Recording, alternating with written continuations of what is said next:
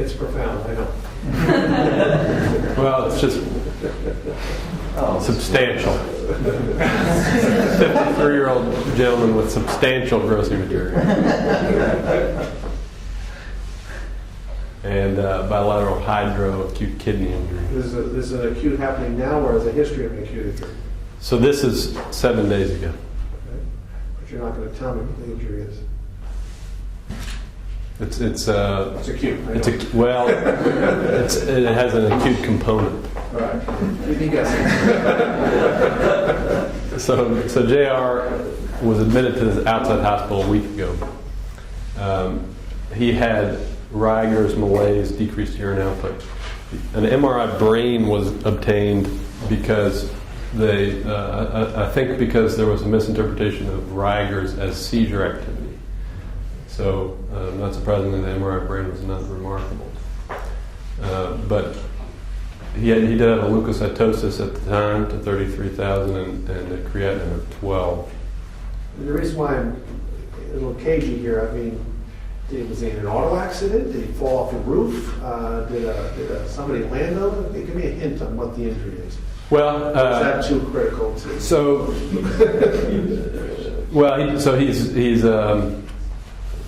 he's got a bump in creatinine. So Keep going. Yeah, we'll get to it. So at the other hospital, cystoscopy was performed where the urologist there noted marked trabeculation, an extrinsic compressive process consistent with an infiltrating cancer, a cobblestoning infiltrative process at the trigone. All of this bled with manipulation. A right ureteral stent was placed in light of the hydronephrosis, and bladder biopsies were obtained. And after this, a CT scan was done. Here's the scout film. You can see the rather tortuous course of the right ureter with a stent in it. So your injury might not be, as I was thinking, an automedical accident. It was a iatrogenic injury potentially. You'll keep me guessing. Anyway, I agree that is not your normal looking stent. I think there may be a little bit of a communication. I think what Dr. Timberlake is saying by acute kidney injury is just acute renal failure, no traumatic accident. Is that right? That's correct. Okay, injury I think of as trauma. Maybe that's my... Yeah, I guess I'm using this newfangled nephrology terminology. So a guy presented with hydronephrosis. All right. Bilateral. Had a cystoscopy. There was this concerning findings within the bladder. They were able to put a stent on the right. The intent was to put bilateral stents. That was my next question. So they tried to do, and what happened on the left side? They just couldn't find the UO. Couldn't even find the UO? Couldn't find it. Ah, okay. Do we have evidence that he has two kidneys? We do. Okay, good. Right here. That's one of those tricks they give you. Yeah. So the CAT scan was done at the outside hospital. This is after cystoscopy and after stent placement, obviously. So what was the indication for the cysto initially? So he had hematuria. Without, even before the intervention. So he had gross hematuria, presented with gross hematuria, and was found on ultrasound initially to have bilateral hydronephrosis and a creatinine of 12. So they had to. And they took the guy to OR with anesthesia with a creatinine of 12. That's right. Yeah. Well, that's good. All right. Okay. And then attempted to further define his anatomy with the subsequent CT scan. You can see here. So we don't have as many pictures. Stay there.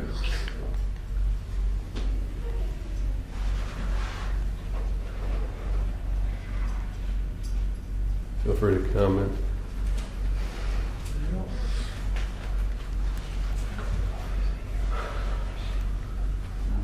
Showing me something. I mean, other than the hydronephrotic kidneys, I'm trying to follow those ureters down as you're clicking, but I don't see a big fat ureter anywhere.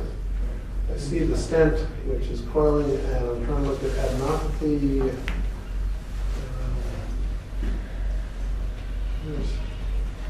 You have one more cut in there, or is that iliac adenopathy you're trying to show me? No, that wasn't mentioned. Just So it was read as a prominent thickening of the bladder wall. Well, you're not showing me the bladder in any of these cuts. Yeah, I don't have any cuts of it. That's tricky to read that when you don't show me the film. Obviously, the left cortical renal atrophy. The torch is coursing. Right, but what we can tell from this, these are markedly thin kidneys, especially on the left side. Yes, sir. So this is not an acute process. This is a chronic process that's Yes, sir. taking place over months, if not longer. So what we've had, whatever we're having, has been going on for a while. All right. So this is still at the outside hospital. Okay. All right, so they just got the CT. They got the CT, and remember he's got this leukocytosis of 33,000. So they treat for UTI in the setting of obstruction. I hope somebody's addressing the creatinine. So I see somebody putting the nephrostomy tube in. Good. Yep. Was this you got off the stent on the right in theory, though it doesn't look like you made it all the way to the renal pelvis, but they're going to perk the left because they have no idea where that ureter is and whatever. Exactly. And so Now he's transferred to UVA primarily because of the creatinine bump and the concern for need for dialysis, and also for a higher level of urologic care. And he was bleeding pretty rapidly at the time, requiring irrigation. So somebody was in the ambulance just pumping away again? Sorry. Manual flushes in the ambulance. So he was admitted to our medicine service, and the catheter was removed in accordance with the infection control hospital protocol. That makes sense. And they took 2 more days to consult you, huh? Then they consulted me on the second hospital day. When he had bladder pain, or? He was quite uncomfortable, yes. Okay. And what's his creatinine on the presentation here? Creatinine presentation is 6. 6. So we know that nephrostomy tube is having an effect. Mm-hmm. So we are definitely decompressing one side. Is his bladder palpable? Bladder is palpable. Okay, so I think we ought to see if we can decompress the bladder fairly acutely now that they called your team in. So you tried putting a Foley in on the bedside? And, Indeed, yeah. And what'd you get back? Well, so really quickly, I did a history within about 17 right, seconds, so just to give me be a couple thorough of key points, yeah. and just to do things in the right order. Fair enough. I found that he had a history of gross hematuria 7 years ago. All right. It was a single episode.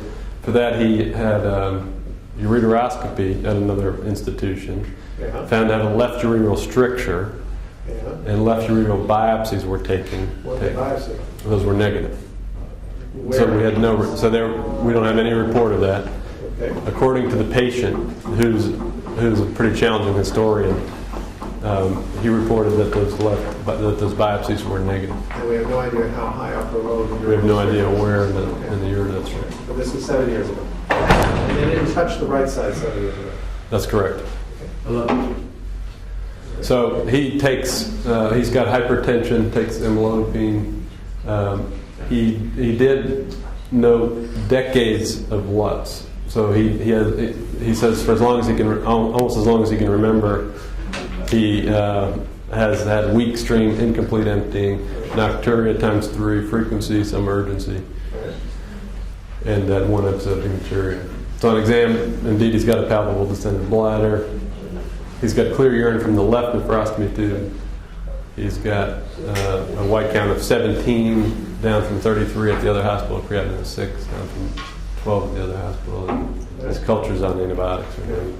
So, in summary, 53-year-old gentleman with marked bilateral hydroureteral nephrosis, now in clot retention. All right. What was his hematocrit? Did you tell me? Are we dealing with anemia here? His H&H was 8/24, if I remember correctly. But what I guess I'm getting at is, do we feel he's stable or is he acutely bleeding? He was hemodynamically stable. So, I mean, in order of what we've got to do is got to make this poor guy feel better. So let's put a catheter in and see what we can do to get the clot out. We're going to initially try briefly at the bedside. If it's not, you're going to wind up taking him down the OR and get the clot out. But let's get the clot out. Yes, sir. And I was able to do so at bedside. All right. And we Catheter went in very easily. Even a 24-inch catheter Okay.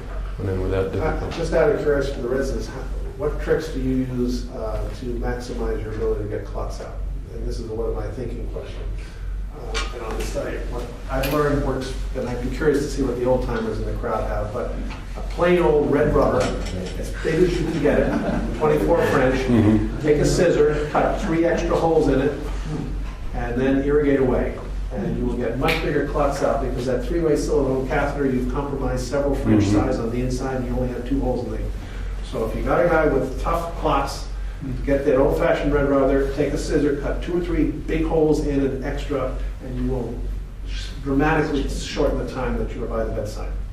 That's beautiful. We May use use that. Cody catheter, which is a rigid a little bit. And I don't need the rigidity. What I need is the holes to suck the big clots out. Anybody have old-timer, Stuart, the old-timer tricks? You don't deal with this problem, huh? Anyone else have any tricks? But I found that. I don't use it. My first catheter is obviously not a 3-way. Yes. Now, we don't have, it's not easy for me to find just a straightforward red rubber, of course. And there's stiff silicone, those are great. The hematuria catheters, a 2-way hematuria catheter, I can't remember the name. But those are great, but we don't have, if we don't have that, I take a 24 2-way and you don't inflate, obviously you don't inflate the balloon too. You're working that eye back and forth to try to get it to engage the clot. And then once you feel like you clear, then I put the 3-way, and I don't put in a 30 cc balloon. If I can help it, I put a 2-way, because that 30 cc balloon is going to put the eye of that catheter up against the back wall, and it's going to be much harder to get. They're going to have more spasms there. Yeah. Here we go. But this is the bane of everybody's residence existence at 2 in the morning. So I make sure our our cysto cart has stocked with these 24 red rubbers. They're cheap, and they all have a little suture scissor. You cut a couple extra holes, and I tell you, it really works. Where do you We'll give that a shot. It comes with 1 hole. You just bend it a little bit and a little side bite, and just make as many as you like. Usually 1 or 2 extra ones, but I'll tell you, you can get a lot of clot out of it. And at 2 in the You can't morning, find that, get a chest tooth. well, that's a little rough. But at 2 in the morning, when you're there and you want to go back to bed and you want to get all the clot out, trust me, this really goes quickly. So, little old timer trick. Anyway, you got the clot out. Did you scope it at the bedside? Because the other thing I tell folks, if you have a portable cystoscope, whenever you think you got all the clot out, frequently you don't. Yeah. So scope the patient and see is there any clot in there. And if there is, go back and irrigate some more. Yeah. And I do that back and forth a few times. And and then once they're clear, now you got to hint at where was the bleeding coming from. And that's where at 2 in the morning, that's why we have a little cart in our place that the residents know to run to that has all these supplies on it. They just wheel the cart up to the floor and it's all right there. So if you need to start the CBI, the three ways on there and all the pieces are there. It's saved a lot of hassle at 2 in the morning. Yes, sir.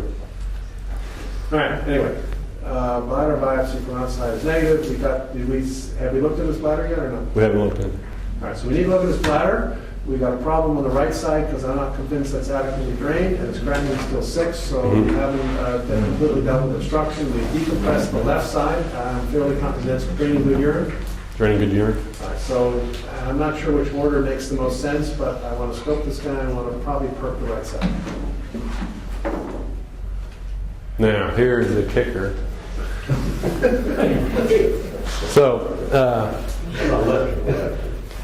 So he told me that with respect to these lower urinary tract symptoms, they'd been present since he was 5 years old, and he peed on a lamp. And Not a smart move. because, so he recalls this vividly, that he peed on the lamp, and immediately the current shot up his stream and burned his penis, and he said it burned his insides. And he said that he's never been the same since. He's had. Well, he told his mom. Well, so additionally, he said that the electrical current locked him in the voiding act. And so, we sort of brainstormed at bedside that he could have. And maybe gotten at it. he agreed, but said that he didn't think of that, and instead just for the duration of the void, accepted the shock. So, and this ever since this time, he's had this one post. changes the kidney, so we do have, go ahead. So after we put this catheter in, his hematuria resolved with a couple of days of irrigation. His cultures were negative. We gave him a chance we planned an outpatient evaluation, and gave him a chance to pee. He wasn't able to, and went home with a soft 22 French catheter. I still haven't answered the questions I wanted, so since he's outpatient now, let's start with the outpatient cysto. What did that show? So Straight to us.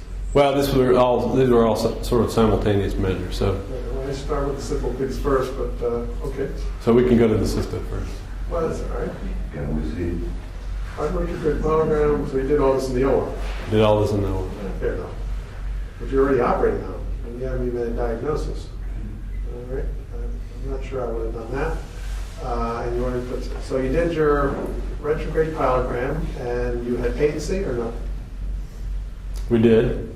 So here's the But you got right retrograde. So how far up did you get that? Pretty far up? Pretty far. So you got a dilated renal pelvis, chronic dilation with blunted calyces, and then a tortuous ureter thereafter. Yes, sir. Is that red? Is it a UPJ obstruction or no? It's not. Okay, so is the ureter dilated? Ureter's dilated. All the way down to, All the way down to the bladder. okay, and the other side, same thing? The other side, we got an antegrade study. So you were not able to find the renal orifice on the left side, only in hindsight, or? Well, we were able to see it. You had a left perk, so I know you did. So we had the left integrate. perk, yeah. So you followed all the way down, and that doesn't look particularly dilated, maybe a little bit. A little bit dilated. All right, And that- patent that's- all the way through. And you, when you were in the OR, you saw a jet, and then eventually were able to identify where it was, or? Yes, sir. Yeah, and we were able to find it.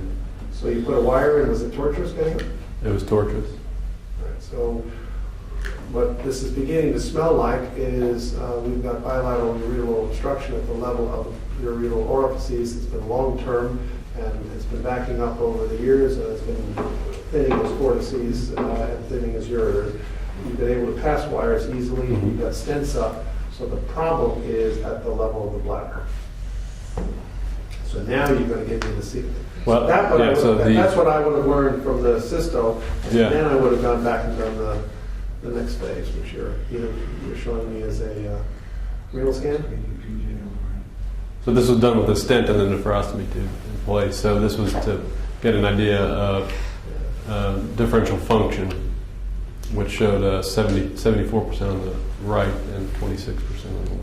Yeah, but that doesn't help you in the sense that, other than you still got two viable kidneys, it doesn't tell you what Yeah. your point of obstruction is. Yes, sir. Which right now, given this additional history, I'm worried about that he's had a neurogenic bladder all his life, so you're gonna show me a systemectogram, aren't you?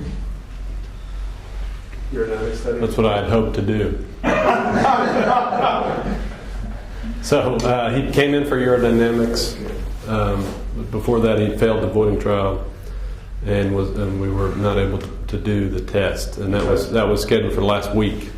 He wasn't able to empty the bladder, so he had 1,250 cc's in the bladder. 1250, so you already done your urodynamic study, you know your answer.